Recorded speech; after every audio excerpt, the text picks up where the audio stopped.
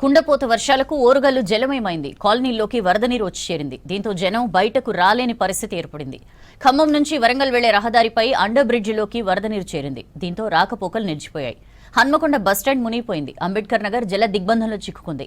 రామ్నగర్, గోకుల్ నగర్, మైసయ్య నగర్లోని ఇండ్లలోకి నీరు చేరడంతో జనం అవస్థలు పడుతున్నారు. జిల్లాలో తాజా పరిస్థితిపై మరింత సమాచారం అశోక్ అందిస్తారు. మెంతా తుఫాన్ ఎఫెక్ట్తో వరంగల్ నగరం జలమయంగా మారింది. కాలనీలన్నీ జలదిగ్బంధంలో చిక్కుకున్న పరిస్థితి అయితే కనబడుతుంది. ఉమ్మడి వరంగల్ నగరంలోని 181 స్లమ్ ఏరియాలలో దాదాపు 60 స్లమ్ ఏరియాలలో మొత్తం కాలనీలన్నీ జలమయంగా మారిన పరిస్థితి కనబడుతుంది.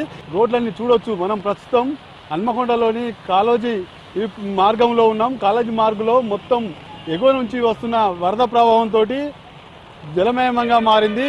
వాహనాలు పోలేక మొత్తం వన్ వే చేసిన పరిస్థితి అయితే కనబడుతుంది. హైదరాబాద్ నుంచి హన్మకొండకు వచ్చే రాకపోకలు బైకులు ఆటోలతో పాటు రాలేని పరిస్థితి నేపథ్యంలో వన్ వే చేశారు. వన్ వే క్రమంలో మొత్తం వరద ప్రవాహంతో వాటర్ వస్తున్న క్రమంలో వాహన చోదకులకు మాత్రం ఇబ్బందిగా మారిన పరిస్థితి అయితే కనబడుతుంది. వరంగల్ నగరంలోని అండర్ బ్రిడ్జి వద్ద రాకపోకలు మొత్తం నిలిచిపోవడంతో వాహన చోదకులు ఇబ్బంది పడుతున్నారు. సాయంత్రం పాఠశాలలకు, ప్రైవేటు పాఠశాలలకు వెళ్ళిన విద్యార్థులు కూడా రావడానికి పోవడానికి ఇబ్బంది పడుతున్న పరిస్థితి కనబడుతుంది.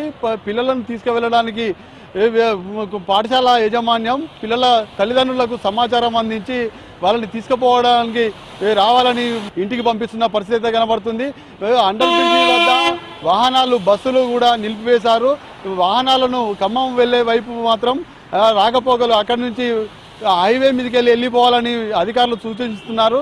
ఒకవైపు స్లమ్ ఏరియాలలో మొత్తం ఇబ్బందిగా మారుతుంది. ఎన్టీఆర్ నగర్, మైసయ్య నగర్ ప్రాంతాలలో మాత్రం ఇండ్లలో నుంచి అత్యవసరం అయితే మాత్రమే బయటికి రావాలి, లేనట్టయితే మాత్రం ఇంటికే పరిమితం అవ్వాలని ఆదేశాలు జారీ చేసిన నేపథ్యంలో మొత్తం వరద ప్రభావం రావడంతో భవనాలపైకి ఎక్కిన పరిస్థితి అయితే కనిపిస్తుంది.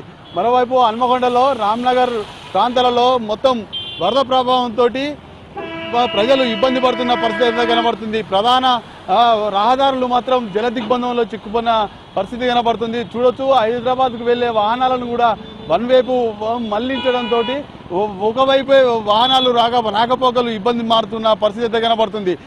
ఒకవైపు వరంగల్ నగరం జల దిగ్బంధంలో చిక్కుకోగా మరోవైపు వాహన చోదకులు ఇబ్బంది పడుతున్న పరిస్థితి అయితే కనబడుతుంది.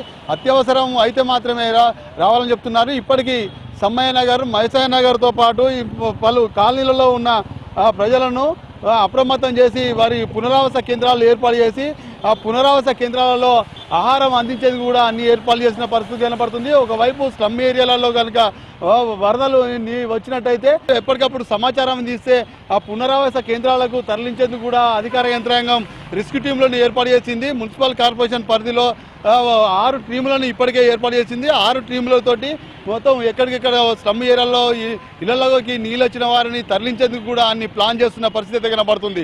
మొత్తం ఇలానికి వరంగల్ నగరంలో మాత్రం కాలనీలన్నీ జల దిగ్బంధంలో చిక్కుపోయిన పరిస్థితి అయితే కనబడుతుంది. ఒకవైపు వాహన చోదకులు ఇబ్బంది పడుతుండగా మరోవైపు అధికారులు, పోలీసులు కూడా కొంత సహకారం అందించేందుకు దిశగా కూడా ప్రయత్నాలు చేయాలని ఇప్పుడే కలెక్టర్ అధికారులకు ఆదేశాలు జారీ చేసిన నేపథ్యంలో ఈ మొత్తం వాహన చోదకులు ఇబ్బందులు పడకుండా వన్ వే రూట్లో మళ్లించడంతో కొంత ఇళ్లకు చేరుకునే పరిస్థితి అయితే కనిపిస్తుంది. వీడియో జర్నలిస్ట్ రాజుతో అశోక్, న్యూస్, వరంగల్.